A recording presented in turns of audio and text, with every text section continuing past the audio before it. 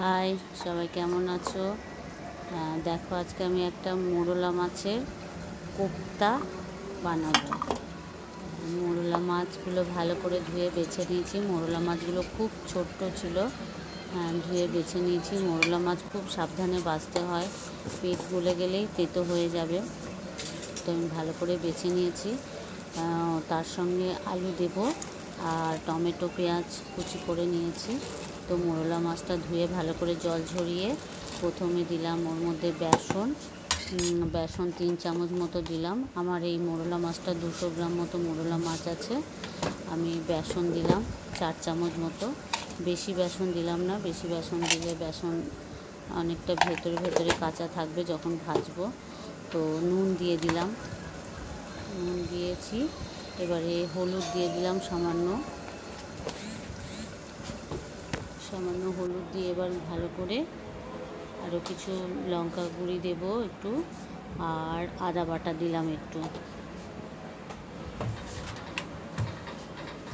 ভালো করে ওটাকে মাখিয়ে নেব।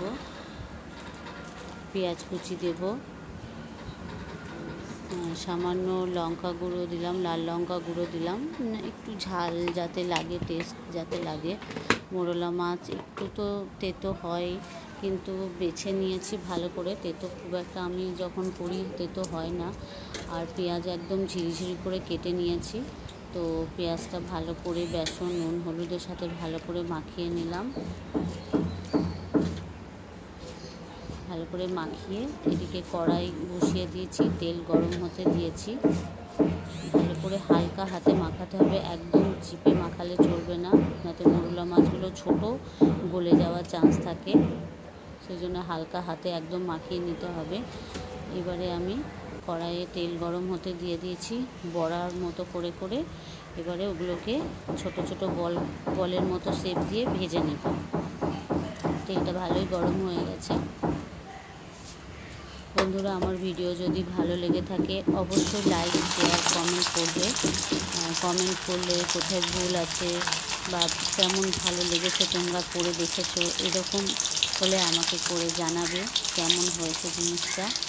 আর পাশে সাবস্ক্রাইব করে দেবে, পাশে থাকলে মোটিভেট হব, আরও নতুন নতুন রান্না নিয়ে তোমাদের সামনে হাজির হতে পারবো। প্লিজ পারলে সাবস্ক্রাইব করে পাশে থাকার অনুরোধ জানাচ্ছি।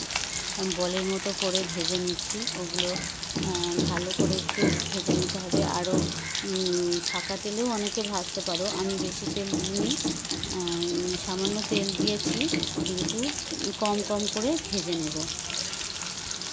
এক পিঠ হলে আর এক পিঠ উল্টে দেবো, খেতে খুব সুন্দর লাগে। একটু গোলা গোলা করে দেবে যাতে ছেড়ে না যায়। তোমরা এর সাথে তেঁতুলও দিতে পারো, আমি টমেটো ব্যবহার করছি। তেঁতুল দিলেও একটু কালো কালার হবে, কিন্তু একটু তেঁতুল দেওয়া যেতেই পারে। ভালো করে ভেজে নিয়ে উল্টে নিয়েছি। এবারে পরেরগুলোও ভেজে নেব, এইভাবে ভেজে নিয়ে তুলে রেখে দেব। ভাজা হয়ে গেছে, তুলে রেখে দেব। পরেরগুলো ওরমভাবেই ভেজে নেব, তেমন লাল লাল করে ভেজে নেব। গরম ভাতে খেতে খুব সুন্দর লাগে।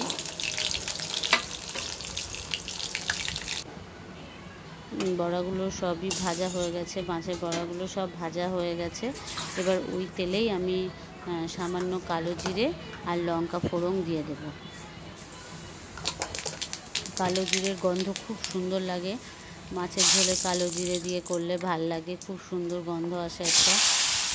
শুকনো লঙ্কাটা দিয়ে দিলাম, আর আলু আর টমেটো যেগুলো কেটে রেখেছিলাম ওগুলো দিলাম। এটা করতেও বেশিক্ষণ সময় লাগে না, সিম্পল একদম রান্না। এবার সামান্য নুন হলুদ দিয়ে দেব, পেঁয়াজ কুচিটা দিয়ে দিলাম।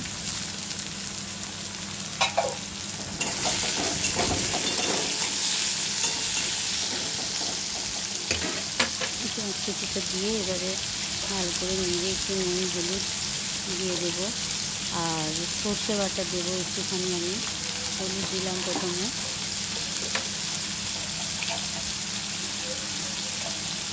নুন দিয়ে দিলাম, আন্দাজ মতো নুন দিয়ে দেবো।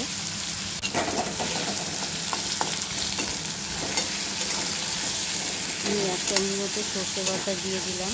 সর্ষের সাথে আমি লঙ্কা বেটে নিয়েছি, কাঁচা চেরা লঙ্কা একটাই দেবো আমি। একটু ভাজা ভাজা হলে জল দিয়ে আলুটা একটু সিদ্ধ হতে দেবো।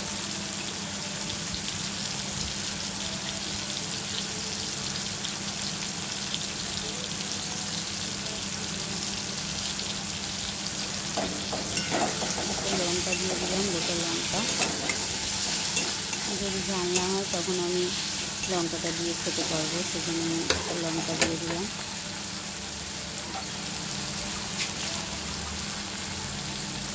একটু ভাজা ভাজা হয়েছে, সামান্য একটু জল দিলাম, বেশি জল দিচ্ছি না কারণ বেশি আলু নেই। আর আলুগুলো একদম পাতলা করে কেটেছি, সিদ্ধ হয়ে যাবে। মোটামুটি সিদ্ধ হয়ে গেছে। এবারে কোপ্তাগুলো দিয়ে দেবো, মোরলা মাছের কোপ্তাগুলো দিয়ে দেবো। বেশি ফোটাবে না, ফোটানোর আগে বেশি ফোটালে কি মাছগুলো ছেড়ে ছেড়ে যাবে, সেই জন্য বেশি ফোটাবো না। বেশি ঝোল রাখিনি, একটু গালাগা লাগা হলে খেতে ভালো লাগে। বন্ধুরা, তোমরা করে দেখো কেমন হয়েছে, আমাকে কমেন্ট বক্সে জানাবে।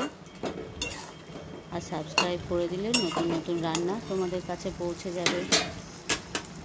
যদিও আমি সিম্পল একদম ঘরোয়া রান্না করি, করে দেখো, ভালো হবে আশা রাখছি। এটা আমার রেডি হয়ে গেছে, একটু লেবু দিয়ে গার্নিশিং করে দিয়েছি। Bye bye.